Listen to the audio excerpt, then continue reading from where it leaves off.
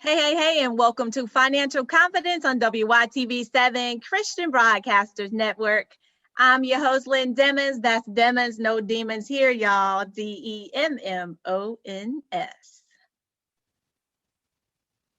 We thank you so much for tuning in for this episode of Financial Confidence, where we're helping you to make your money, keep your money, and grow your money so you can do those things that you're called to do. That's to build generational wealth and leave an inheritance for your children's children. Our guiding principle of our show is Matthew 6:33. Seek ye first the kingdom of God and his righteousness, and all these things shall be added unto you. We also implore that you pray over your finances so you can do those things that you're called to do. So if you will, bow with me. Lord, help us to value the things in this world that are really valuable. That's our relationship with you, our lives, and our families.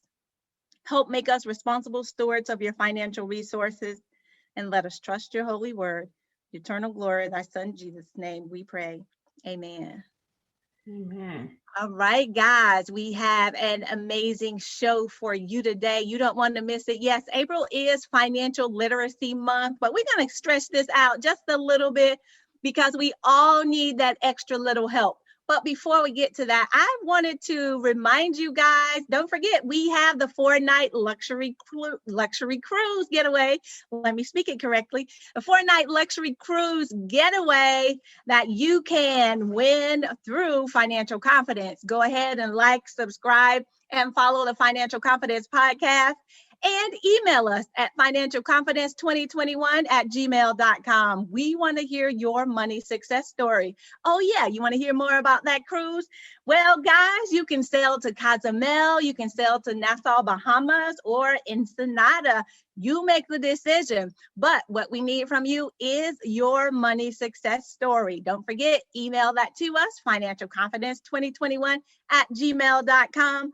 financialconfidence2021@gmail.com. We'll be accepting those entries until May 8th, and the announcement will be made on May 15th. All right, guys. So make sure you get in, right? Send it to financialconfidence2021@gmail.com. All right, guys, for our show today, we have Miss Raykel Tolson in the podcasting studio. Raykel, how are you? Hey, I am good. I am real good. Thanks for having me. Awesome. Well, we're super excited to have you in the podcasting studio with us. Guys, you don't know, but Raykel is one of the other podcasting hosts here with WYTV7 Community Broadcasters Network. And we are here to share with you during Financial Literacy Month. But I'm going to have Raykel share a little bit about herself with you, the listening audience. Well, thank you. I am Raykel Tolson, Dr. Raykel Tolson. Don't forget the doctor. Okay, you work hard for that, doctor. I am the host of Blessed, and we, like she said, we are also on WYTV7.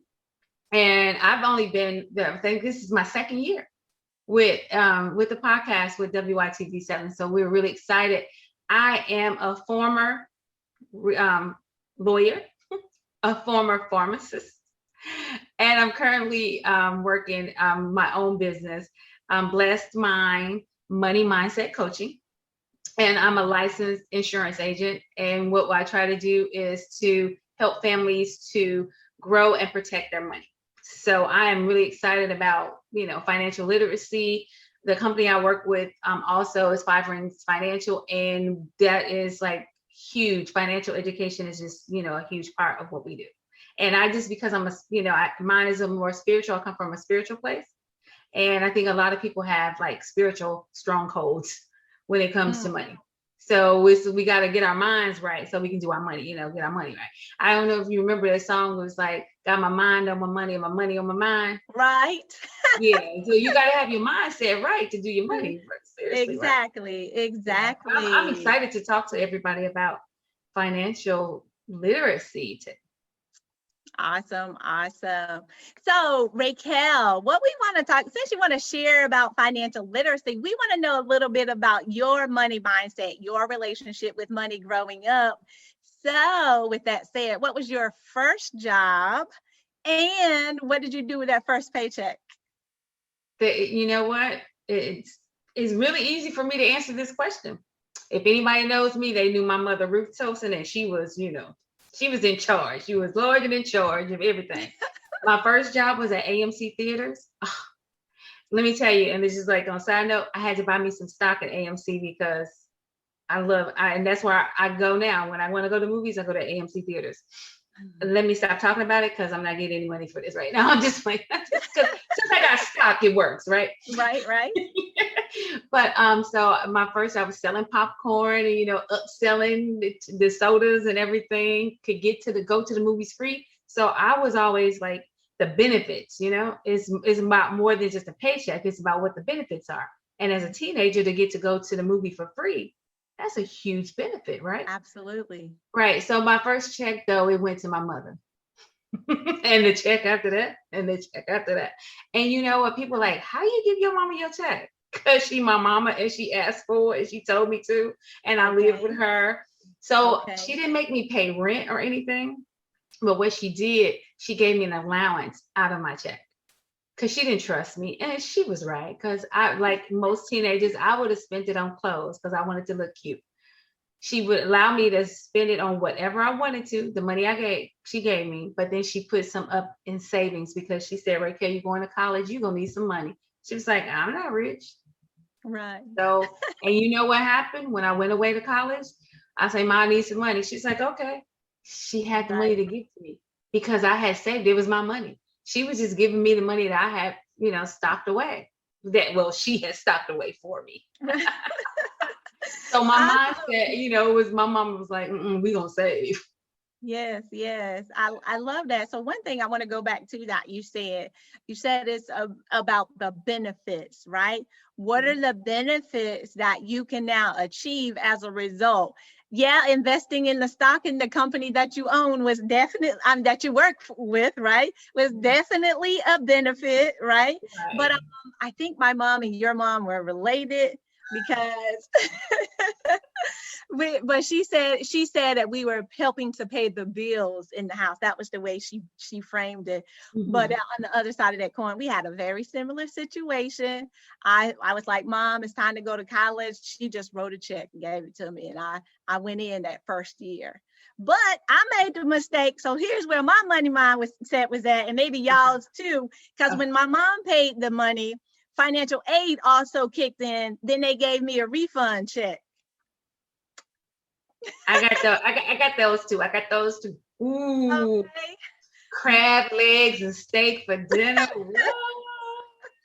Right. And in college, you were the stuff. If you could, if you had something other than ramen noodles, you were the stuff, right?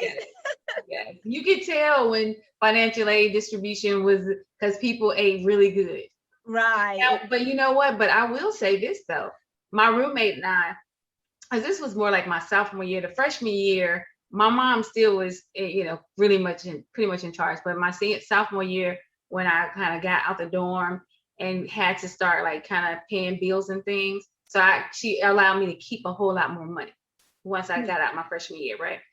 But instead of going to the restaurants or going out and spending the money, we went to the grocery store.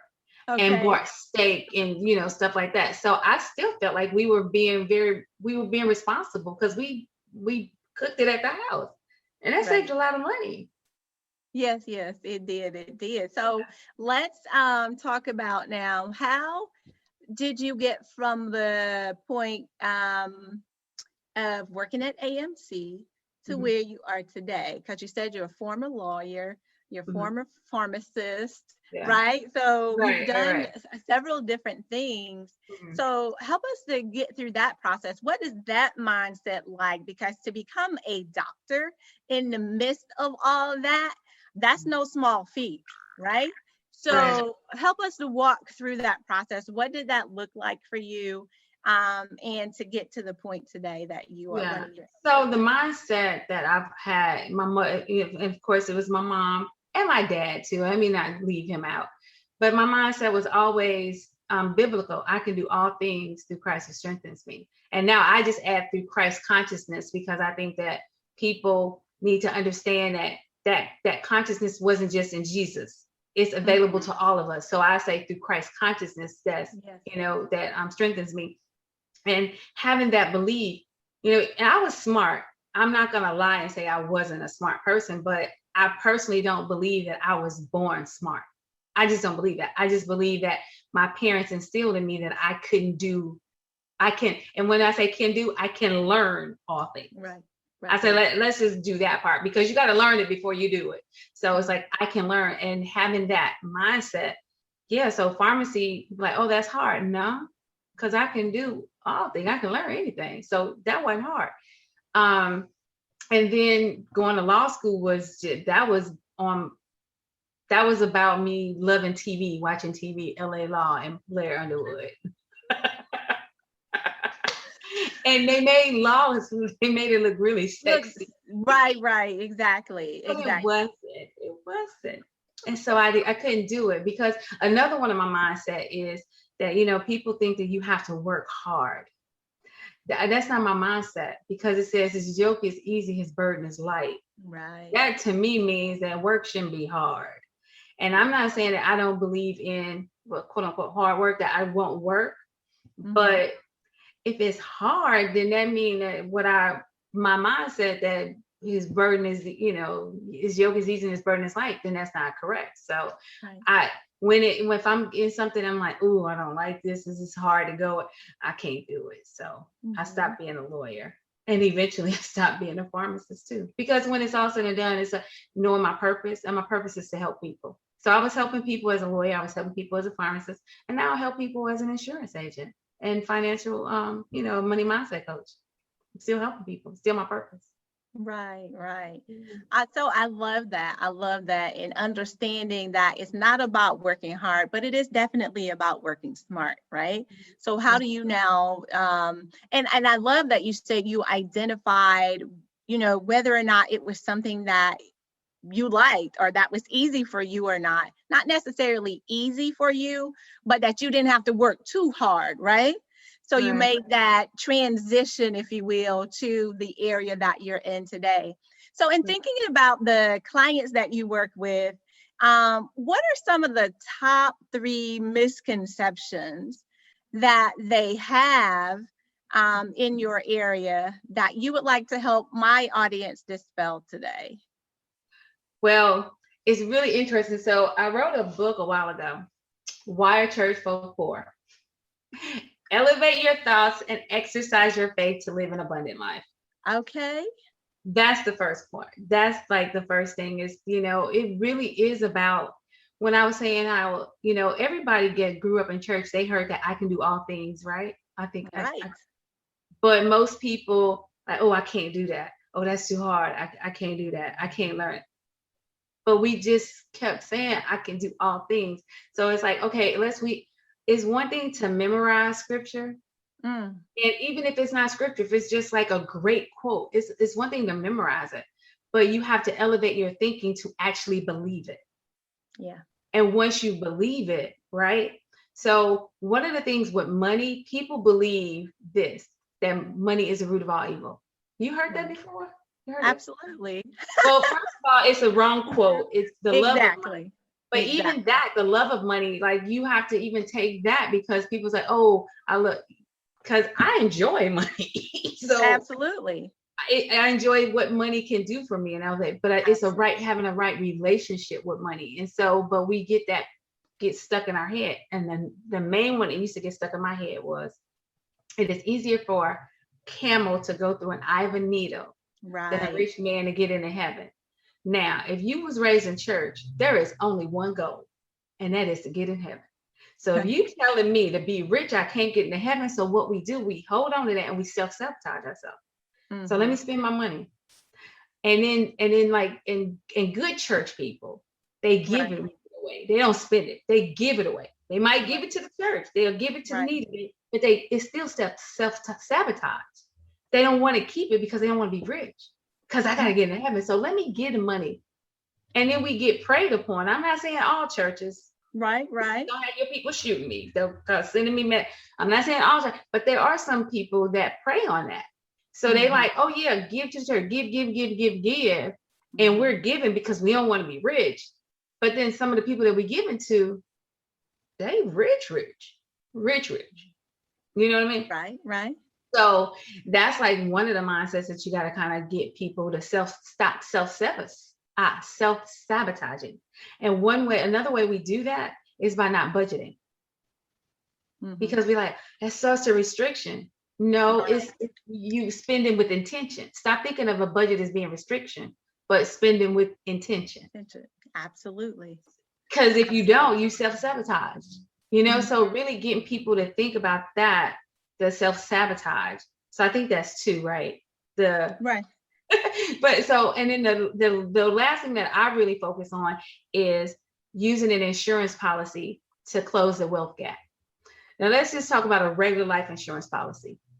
If a parent had $250,000 of life insurance on them, right?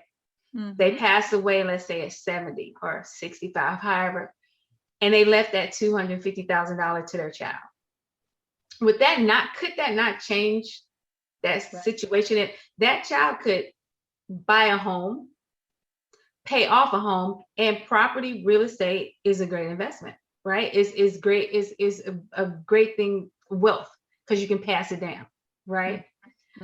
So just that alone. But do you know how many people don't buy insurance, life insurance? Or they just get enough to bury themselves. And, you know, they get the $10,000 policy that they pay a lot of money for. They bury themselves, but then they miss the opportunity. Another reason why it's a great thing, because that family gets it tax-free. Hello, that right there is huge. It is, absolutely. Tax-free. So you mean to tell me even $100,000, I can get $100,000 tax-free? It's all mine? Where they do that at? With a life insurance policy. But we won't, like, we have, like, that's a mindset though, that we have to change. And then, so even when people get into that, so now I don't necessarily just sell life insurance. I sell what is called living benefits. You know, it has a living benefit. So you don't have to die to get the money. So all these people last year, they got COVID. So if you had a living benefits policy and you got and went in the hospital, had to get on all this stuff, some of these people get like $100,000 bill, right? Yeah. But even the person that didn't have $100,000 bill, they didn't go to work. They may have, they may have lost their jobs and stuff. A living benefits policy, when you're that sick, they would have let you accelerate the death benefit, and you could have pulled on that. So you could have got like up to 75% of a life insurance policy. So let's just say if it was $100,000 policy, you could have got $75,000 to help tide your family over. Wouldn't that have been wonderful? And then you wouldn't have had to pull out of your savings, out of your retirement. You wouldn't have had to sell your stocks. Closing the wealth gap. Right. Preserving the finances. And this is what I'm trying to teach people but you have to change your mindset to even think like that. Right? Awesome. Yes, absolutely. So let's go back to your first point, and put that book back up there again. What is it called now? Why are church poor? Come on, somebody. People don't like that title, though. You know that, right? So I love it, and I'm going to tell you why I love it, because you hit on several things in bringing out those scriptures. And I think the number one problem for most people is that they pull those scriptures out in singletons. They don't go back and look at the whole story so they can get the full picture, because I also know that God says, I have come so that you may have life and have it more abundantly. So what also plays into that, if not money? See, the reason church folk are poor, hello, somebody. Come on, preach, girl. You okay. See, And I am thankful, for these types of conversations so that we can begin to shift that mindset, shift that conversation. Yes, tithing is awesome, amazing. Give, right? You give not only in your money, you give in your time, you give in different resources. That's what tithing is. But until we get the whole picture, we miss the boat. And in that case, that wealth gap is going to continue, right? To be prevalent, to be over this, what they say, 200 years before the minority populations can close the wealth gap between the whites and the blacks, when in actuality, you just gave an example with the life insurance policy that'll help shrink that within 10 to 20 years. Because if they take that life insurance policy, invest it wisely, okay, then 7 years, the rule of 72. I know I'm preaching to the choir. 7 years at that 8% interest. Guess what? You've doubled your money significantly. Yep. Significantly. Yeah, girl. Yeah. Let me pull and you know what? And I always say, because a lot of times when Big Mama died, right? That house that Big Mama had. Yeah. They fight over it, first of all, but then they said, because when I was an attorney, I used to do probate, Okay. So you know the whole story. People used to fight over these little houses, right? As opposed to, let's just make sure it stays in the family. Exactly. Who need a house to live in? Who among us in the family need a house to live in? Right. Stop being so selfish. Well, I need my peace. It ain't me. It's the family house. Not your peace. Let's just make sure that the house is paid off, that the insurance and the taxes get paid every year, and whoever needs to live in it, who we can trust to be a good steward over that house. So that means this family always nobody in the family has to be homeless. That's real. So you hit on another point right there. That's another pain point that we talk about on financial confidence. And that's the fact that so many in our communities lose their homes, those family homes, for failure of someone going in and paying the taxes. Someone goes to a tax deed sale or a tax lien sale and scoops it right from under you. Why? Because you didn't pay the taxes. Now you had the fees. You didn't pay the fees and you let it linger. Now someone has come in for a measly $1,000, $2,000 and taken away a family home just because we couldn't get on one accord. Yep, because we couldn't get on one accord. Yep. Because my father and my and his siblings, they had one sibling who used to live right next door to my grandma. Well, his house, I forgot what happened, but so they moved, they gave him the house. Everybody signed over the house to him because everybody else had it. They said, okay, because this is a family home. We need to make sure that this house is good, because we're not going to let it just slip away or anything. And somebody got to live in it. Right. So, you know what I'm saying? But it's still in the family. It's like when we come together as one, like instead of everybody trying to win, it's not a competition. We try to win. We come together. It's like, this is all of ours. This is a place where we can all come. And it's got enough bedrooms where if somebody needs a place to stay, to go and stay for a while. Yeah. So it's all I know is one of the things that we try to tell people, every portfolio should have a life insurance policy. And it's not just about the life insurance policy, living benefits policy, but there's also an indexed account. So there's a way that you can save money for your retirement in a life insurance policy, or money for your children. And you don't lose it. There's no risk of losing. Like when you put your money in the stock market, it's going up and down. You got to pull it out, or you got to know when to hold them and know when to fold them. Right. With a life insurance policy, you don't have to do that. And with the indexed account, the IUL is called an IUL. Okay. And what that does, when the market goes up, at the end of the year, you get to capitalize off that. But when the market go all the way down, guess what? You don't lose the money. You just stay right where you are. So you don't lose your principal. Now, because there's a floor and you can't lose your money, they're going to put a ceiling on it to make it fair. But the ceiling is usually like 9-10%.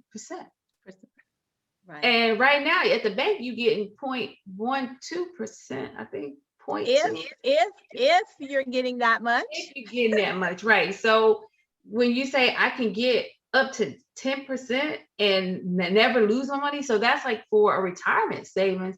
You don't want to be in a situation where people that had their money back in the day in 2008 and the stock market went down and they lost most of their money and it was time to retire and they were like, oh, I can't retire because the stock market, I gotta wait till the stock market go back up. So you get these kind of accounts. And so, but just trying to get people to hear, because when they think investment, they only think of stock market. That's not the only place. It's like, don't put all your eggs in one basket. Right. That's just, you don't do that. Diversify. I personally think that you should have some stocks and bonds. You should have some money in the market, but you should have something safe that, and not safe in the bank or safe under the mattress. I'm talking about safe that is still growing, but you can't lose it. Yes.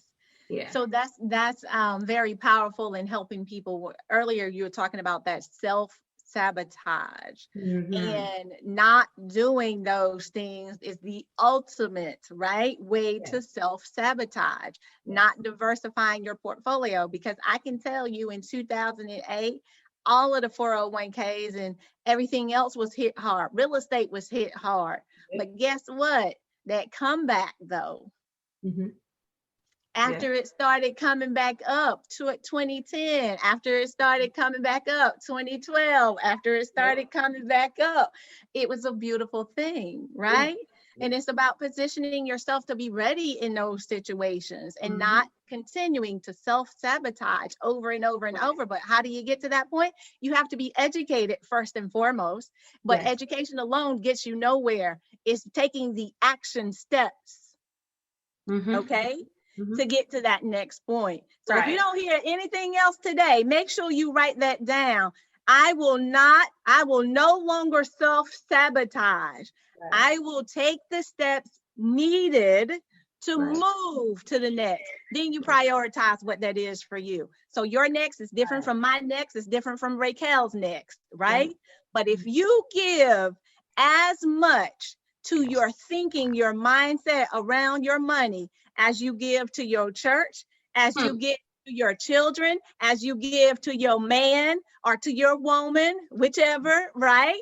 If you give just as much to that, think about the difference you can make. We're helping you to make your money, keep your money, and grow your money, guys, so you can do those things that you're called to do. Build generational wealth and leave an inheritance for your children's children. So we get back to the insurance conversation, Raykel. So what would you say then would be the best place to start? Because this is a new conversation for many, and they know, they've heard, people say you need life insurance or you need this, you need that. And I even had a man tell me one time, he said, you know what, Lynn? I'm going to spend it until the wheels fall off. My kid's not getting anything. What would be your response to that person? Well, and I guess because there's some people that you just can't reach, but if it happened to be somebody that know the Bible, and I'm like, but it says a wise man leaves an inheritance for his children's children. Right. So you want who you want to be. And let me just say this, Lynn. I am not judgmental. Whatever works for you, great. You happy, I'm happy. Okay. But there's an intention. If you don't care for then that's fine. If you want to show your love in another way, then that's fine. I'm not going to say that leaving money is the only way to show your love for your family. Absolutely not. But as for me, in my house, I got we're gonna serve right. And when I say serve the Lord, I'm not saying that we're not doing nothing. What I'm saying is we operate in love. Right. That's like our mission is love. So I'm gonna love my child to make sure he has what he needs. And in turn, I'm training him to love his children so they can have what they need. So my son is 26. He just became a teacher for LA Unified. He has a second job with Delta Airlines. and they just gave him a promotion, basically. So now he's working full-time. He's working 2 full-time jobs. Okay. Oh, wow. So, And he's at LA Unified. Oh, yeah. Lord have mercy, bless his heart. Okay. So here's the thing. The first thing that I said we had to do was get him a house. Now, I have a house. It's two houses on one property. So I was like, do I really have to have my house or should? So I'm selling the house to him because of the kind of property it is. People would pay us almost $1 million to get this property. Right, right. So I'm like, no, he can have that. He can have it. You know what I'm saying? So now we start him thinking, so that means with having a mortgage, he's saying, I choose wealth, a generational wealth over partying, because the money that he could pay, that he's paying for this mortgage, he could be out partying, being a man. You see what I'm saying? But it's like his mindset is right. It's like, because it's about generational wealth, because he already has a love for his children that he don't even have yet. Right. I love it. Love it. Right. That's 2 snaps. Right. Okay. It's powerful. It's powerful. Yes, and people have to think about it like that, you know? And then, because I would tease him, but I really wasn't teasing, joking, but serious like that. For every kid you have, you should be able to give them a house. To when you go, they should be able to have a house. So right now he'll have two homes on one piece of property. But then I'm almost like, but does that count? Because they have to split that up. So right now you should just only have 1 kid, and then buy another piece of property when this will go up. Because of course I didn't charge him what they right. So he is going to grow, and he can pull that money out and go buy another property, and he can buy it outside of California. But here's the other thing that people need to know that I found out. When you sell your property to like a child or relative or whatever, you can use the equity in the home for the down payment. Look at God. So the equity we had in the house, we put a down payment on it. So his mortgage is a whole lot cheaper than what it could be.